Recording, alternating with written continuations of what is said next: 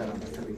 Now anonditshoyo ndithi ke mhlawumbe singabe siyafeyila tata Mayongo sishumayele but ke ngoku nxa sifike emfundisweni singafeli ndawo. Amen. Because kaloku izwi lenkosi xa ufunda uMatthew chapter number 28 lithi hambani niyokuzenza abafundisi bonke inhlanga. Amen. Nibafumene nibabhaptize nibafundise. Zinto ezimbini ezibazalwane, ukushumayela nokufundisa. Amen. Zombini zizisa izwi likaThixo kanti zahlukile. Ngalibonke igama lenkosi. Hallelujah. Umzakhayo was confused namhlanje kanti ubonakala. Hallelujah. Sathatha incwadi kaJames because kunento nowungaba nokungozi. Hallelujah. Lefuneke siyilumkele. Incwadi kaJames chapter number. Chapter number 3. Chapter number 3, yes. Ay antimbonanga.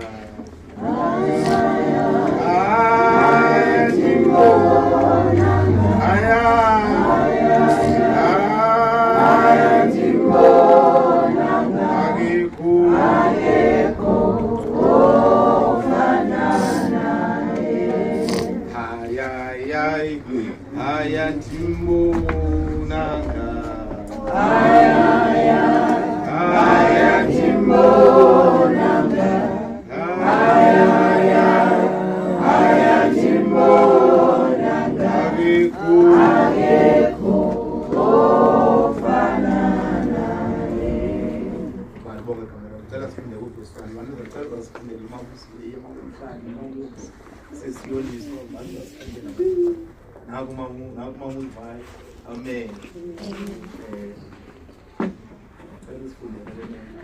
Chapter 3. Siyafunda kwincwadi kaYakobe chapter 3. Enhloko verse 1 kusihloko ukulawulwa kolwimi. Verse 1. Musani ukuba ngabafundisi abaninzi bazalwane bami. Nisazi nje ukuba siyakwamkela olona lukhulu ugweno kuba siyaqhubeka kaninzi sonke. Hallelujah. Baba siyabonga Nkosi nalizwi lakho. Amen. Now uyakubi chapter number 3 verse number 1. Uyasixwayisa. Uyasikhuza, uyasiqanda. Lokuba musani funda sisi. Musani ukuba ngabafundisi abaninzi bazalwane bami. Banoliphethe enye version. Mawethu musani ukugagamela nifune ukufundisa nonke. Musani ukugagamela nifune ukufundisa nonke. Malibonke igama lenkosi. iBhayibhile ke abantwana kwathi liyasifobisa liyasinqanda liyasekhatha njalo njalo. Hallelujah. Ngoba nxa lithethayo kungoba kukwisana. Musani ukugagamela nifune ukufundisa nonke. Ngoba ikhona ingozi. Uyabona into oyifundisayo, lento oyifundisayo usezawudibana nayo ngapha. Lento uyithethayo ebantwini, lento uyixelela abantu, lento uyifundisa abantu ayizuphelela. Uyayiwa ngapha ya. Lento uyithetha apha uyifundisa abantu.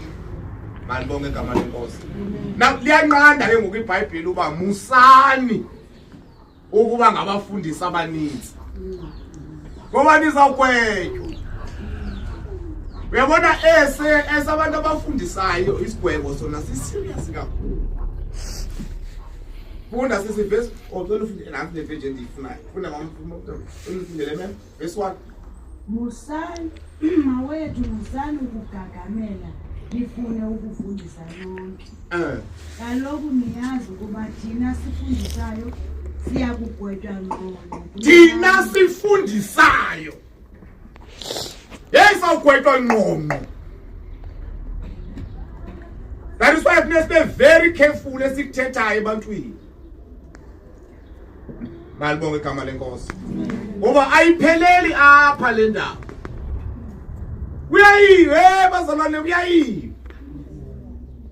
Ndinganiqhatha mna ndinganixokisa ndenze yonke into kodwa ayiphele abantu asobam. Abantu asobaba abantu ngabakathixo uma yonke. That is why yonke into endiyithethayo malibonge igama lenkosi. Musani ke ukufuna ukufundisa nonke. Ngoba esabantu abafundisayo sona isigwebo singqongqo. Yabona ngoyifundayo wehla nayo kukho indawo pha eZantsi Afrika ithi ifana noba ihlathi. Njengoba likhulu kangaka liyakwazi ukunumeka ngumcingo oyi-1 lishe lonke iyatsho pha eZantsi usuzifundele nasawuma kulo verse 1 ya uyabona ndiyema kwiverse 1 ndimi uverse 4 simyeke amen haleluya ke ndasengxakini apha kuthi mamusidla sigo verse 4 mamumhlala uverse 4 niyothini uverse 4 uverse 3 verse besimekuyo haleluya haleluya musani ke bantwana bakaThixo lithi izwi lenkosi liyasikhuza ngoba yonke into esiyixelela abantu yonke umbani usenza uphendula malibonge igama lenkosi malibonge igama funde ngokugqibela ke mema ukugqibela ntombi ngokugqibela mawethu musani ukugagamela nifune ukufundisa nonke. Yes. Kaloku niyazi ukuba thina sifundisayo siya kugwetwa ngqondo nabanye. Malibonge igama lenkosi. Uyabona ke kule mihla mina to 7 akachofeki imali lefoni yami.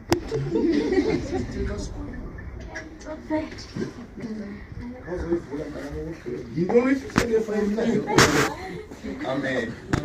Mama musani ufuna ukufunda u7 akachofeki.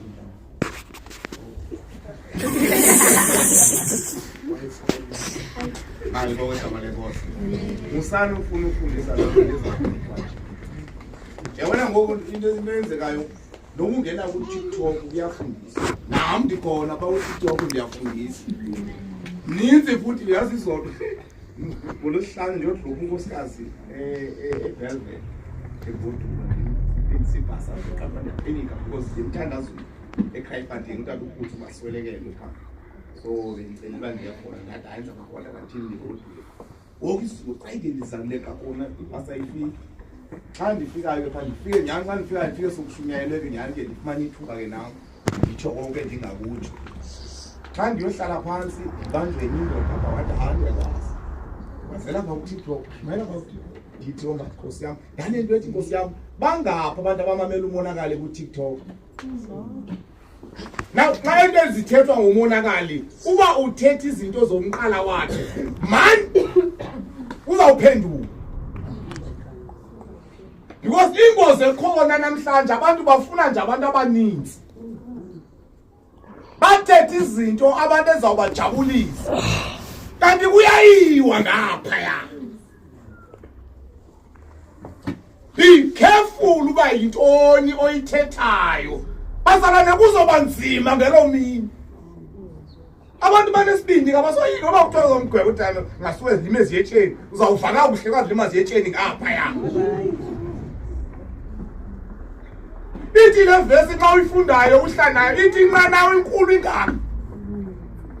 Kodwa umqhubi wayo ilawula ngestick esincinci. Ayijiki ibheke ngapha.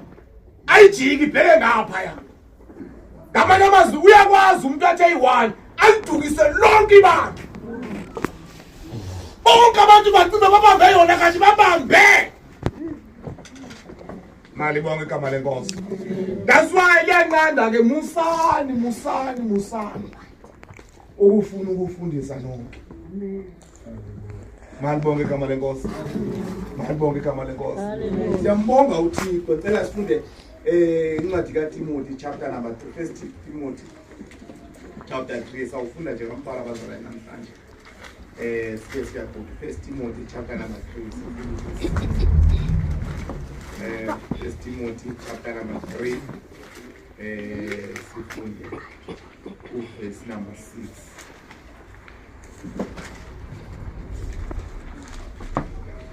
uJesu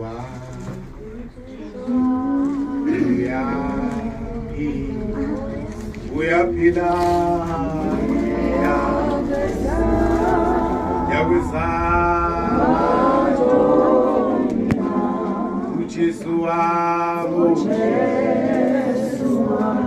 uJesu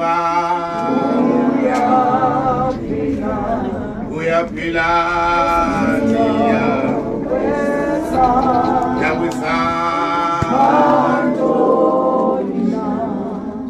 yaza ufika wamphekapha noma usoyiya 1 Timothy chapter 3 verse 6. Now ngiyajeleza ngapha ngiyashumayela iye apha ekhaya elisha kwenye indoda ngifunda nayo ngifike manje nje ishumayeza ndiyibona uba ngiyabona mose ubona umhlaba ingathi ngavuka kongayi manje phinde ndibuya now njengoba kanti njengoba ndibe manje ndibuya apha sifike sihlala be dining room kulezi couches then iroom yayo apha ibathroom apha sihlala bezi couches siyaxoxa ishumayeza now le ndoda yazi yaguquka yamthatha uYesu. Now emveni ba imthathile uYesu yathetha amazwi ba usigaba ithi yazi ba ngomani ufika pha kumendlini ngihleli ne-girlfriend yami ndithi ihleli ne-girlfriend yakho iphi uthi lapha ekamereni njengoba sixoxa imamela apha ekamereni kangangoba yayithi sixoxe xa ndibuyayo ekamereni ibuye seyiphetha amavesi okuphikisa le nto ubuyithetha because imamele yonke ndithi hoyi buthina ngokuthixeline kangangoba because namntana uthi yomfo lo mntana eyiworship enkonzweni yakhe apha ekhaya elisha wathi babona uba ngathi ngondiyesa kakuhle ndifuna ukuvuma le nto ithethayo wathi jonga nam ndisinisile masambe siye ecaweni yakho uzandibona uthi hayi nyandisalungisa saye uthi sathi xa singenayo ngomnyango wenyuka ngapha la mntana wayokhwela phezulu wabamba imayiki uthi wabetha into ethule mani ubheka phezulu wakhala umfundisi wathi nyuka Eunice nyuka Eunice uthi wathini enyuka nje ufisha iqeqe lakhe now into emamela yabona ubungozi apho ndiyakhona ukufuna ukudilita into eyiyo ngenxa yenjongo yakho musani ukufuna uba ngabafundisi abaninzi nizawugwetywa ngixelele wona mntana noba uphi ngoku loo ndoda yasindiswa nguyambamba uKristu ayikho bekapha isekho bekapha emveni koko yemazalane kuba iphandle apha that is iBhayibhile funeka ube careful uba yintoni oyithetha emntwini womntu ngathi umntu asowakho uba uthi wathi nam ndisinisile uzandiyiva baleke icengane ngoba ndimane wenza umzekelo tata fana wam uqonda baye xa idumisa nje kanti ifisha iqeqe layo musani uba ngabafundisi abaninzi nizawugwexa yebazana ndifuna ukunibonisha kwenye ndifuna sixhobisana nam ndithetha nam uqobo ndibe careful uba ndithini kuwe because ndisezawuphendula ngoba ukulahlekisa umntu kaThixo yinkosi enkulu leyo uzibizela isihoko banesibindi ke namhlanje apha World Cup abanandaba nenye into abanandaba nemiphefumulo banendaba nobazawufumanani yabona weflentaba zixele inyanga nje sisuka nje because nathi sizikhuphe esihogweni nam ndesoyika isihoko bazalwane malibonke igama lenkosi cela sifunde ke uvesi number 6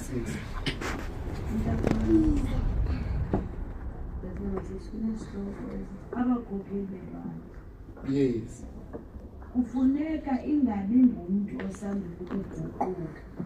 Leze athi uyalwane lirhatshi aze agwetwe njengoSathane. Uyabona ngoku umuntu ofundisayo hayi umuntu osasanda ukuguquka.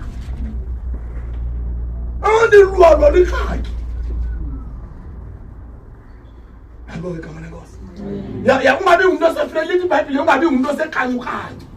Wasefresh nibone niboma Thixo ayingeke nizambulala lo muntu.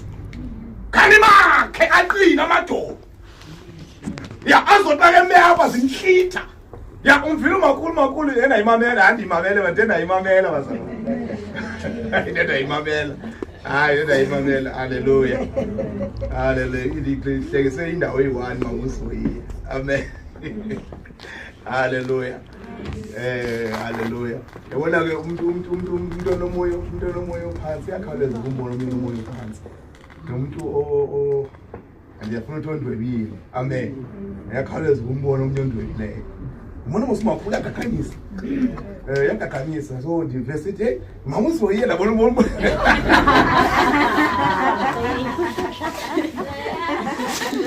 Ya, ngeke ngizodawo leyo.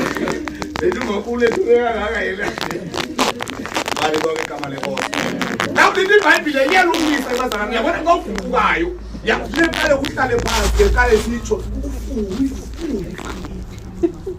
Beka uphakama kwesispirit. Because lento soyincancile soyivile yangena emathanjeni wakho. Futhi ungayiki fana wami ukuthi hayi andiyazi leninto. Kayibuze kwabanye. Ungafuna ukufunda hey. Kumgwebo ukufundisa. Ngimbasela tata isikhathi. Because wena ungathosasa nogugu uthi ngoba usayibambile kanti uthi khona into oyiphostile. Uphikisana nokuthetha kwaThixo because kaloku semtsha wena kulento. Naku into endiyithethayo wena bakaThixo ukufundisa nokushumayela zinto ezimbili. Hallelujah. Xa ushumayela uyi-target yakho ukuwina inhliziyo yalo muntu. Hallelujah. Ya i-target yakho ukuwina lo muntu inhliziyo yakhe. uYesu uyasindisa, uYesu uyamkelo, njalo njalo. Lo muntu uyamshumayeza lo. Mayibonke igama lenkosi. Mamela kaloku uthi uYesu yizani kimi nonke nina nisindwayo imithwalo ndawunikeza ukuphumula. Uyashumayela. Bantu basebelapha uyatshintsha uYesu futhi ke ngoku njengoba senikhona ofunayo ukundilandela makazinqame ke ngoku. Mayibonke igama lenkosi. Nakukodwa ukushumayela kukodwa ukufundisa. Nasebenzile bazalwane namhlanje. Mayibonke igama lenkosi. Ya.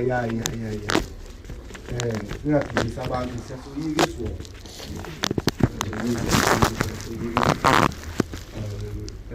Kunento engene ithetha pha ku-TikTok. Mayibonke igama lenkosi. Ithetha ngobulekisini. Ngibona ngokuthi uyaqala le nto. Walidabela inzima. Abazalwane babolekisa ngemali. Hayi futhi ndabona ngoba iqalile nje. Mamele mawumayongo ndibona uba hey. Uthatha imali, umbone yakho le-double cab enkulu kanti ubagqibile abazalwane apha.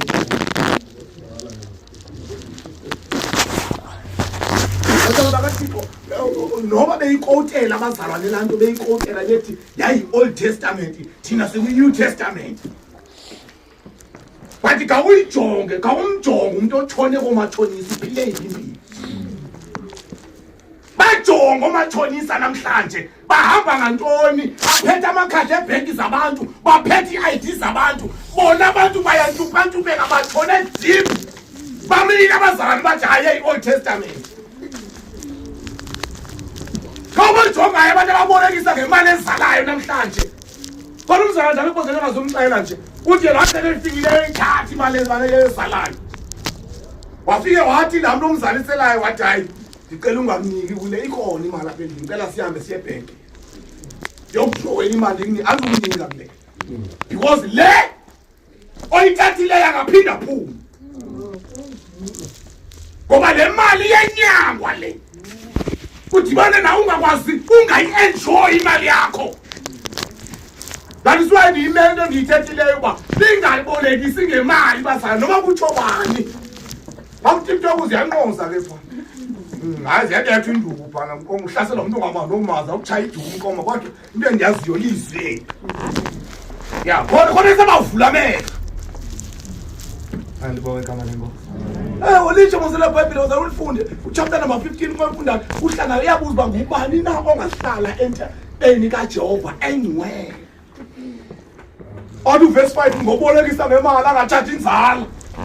Bathi Old Testament abazalwane ngoba bafuna ukuqola abazalwane. Bathi nje bathi hayi kuthiwa kaloku asingazalisela abazalwane. Singabazalisela abanye. Bathi ubone uba yi-confusion bazalwane kanti ezinye business man. Oloni bantaka makathini. So abo ndiyakhona awusebenzi wasiyifundisa apho.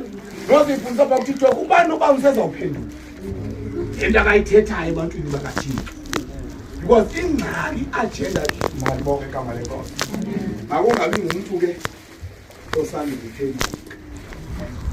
Mali bonke igama lenkosi. Ya, andiyazi mntana sekhaya make sihambe sinkonzo mhlawumbe yokucaca. Andikayazi nami le. Uqale nje hayi andiyazi ubaleka isiwoko. Ungafuna ukuprove into zomuntu athi bantu hey wena uthi hayi njani uthi hayi andiyazi. Hayi ayixolo ngicela ungayingeni. Mali bonke igama lenkosi. Ya yabona ndimamela abashumayeli. Mamela abashumayeli beshumayela apha eweekendini. Hleli phansi ndathi oh hayi kuyashumayela. Amen. Yabona ubusi. Uvele ongayingeni yonke into vele ongena umthanda. Ndakaqiniseke ngayo. Amen. Wayingena wayivuthula futhi wabona akasho ngayo. Bale iline yakho man. And you too ungabi ngumhanani usuthetha into ongasenziyo.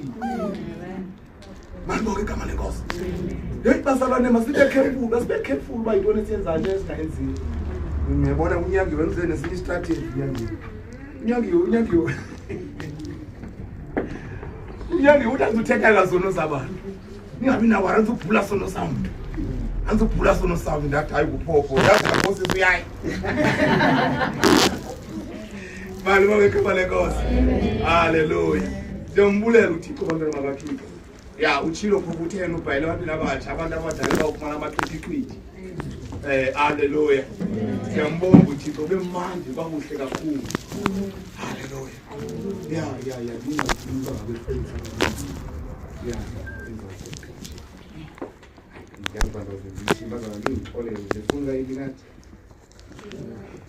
Ngingabikho lumzulu usuku oluyi-1 sendisokola kangaka. Ngaphandle kwalo mfazi. Hayi ndibona apha ndabona. Bona nje ndabona mama uTshetshela ndathi ha.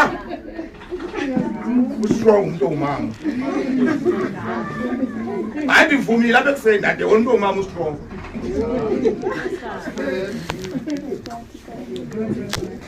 Hayi phose manje chilo bona ekusendakho ndahlala phansi. Hallelujah.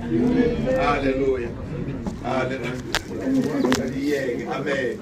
Mora ke siyambulela uThixo. Amen. Phela sithandi ke bazalwane incwadi kaThimothi lokusibili. Chapter 2 verse